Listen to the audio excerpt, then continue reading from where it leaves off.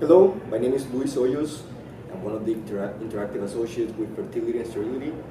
We're in ASRM 2019 here in Philadelphia, and we're with Dr. Mandelbaum. So, Dr. Mandelbaum, welcome. Thanks for having me. Of course. So, why don't you tell us about your research? Sure. So we did a project called Conservative Surgery for Ovarian Torsion in Young Women.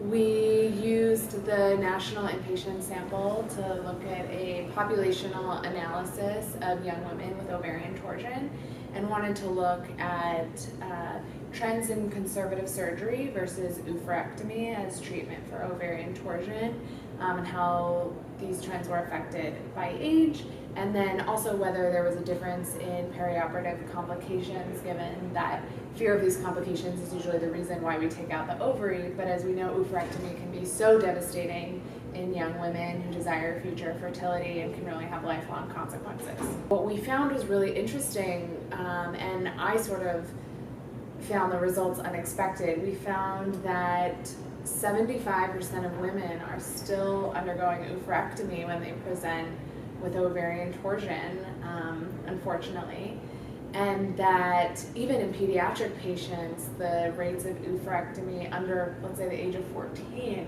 are 60%, which is pretty devastating when you think about it.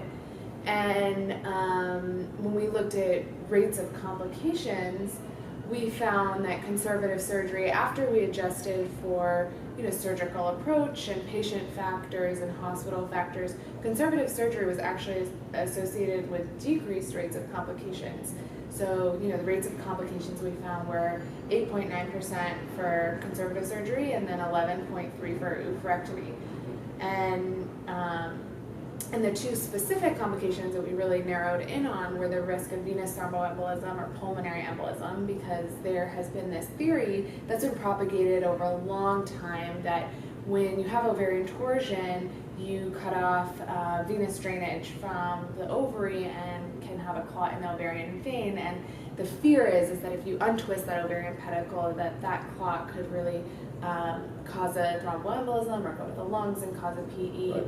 And we saw no difference in rate of VTE or PE, and no difference in rates of sepsis or infection, and as I mentioned before, a decrease actually in overall complications. Our conclusion really was that we should be saving ovary in cases of ovarian torsion and not performing an oophorectomy, no matter what the ovary looks like. If it's black or blue, the majority of ovaries will regain function and look normal actually on women that go back for another laparotomy. The ovary tends to look normal, and then also on transvaginal ultrasound in the future. Okay. Well, congratulations on your research, and we're really looking forward to your presentation. Thank you. Okay.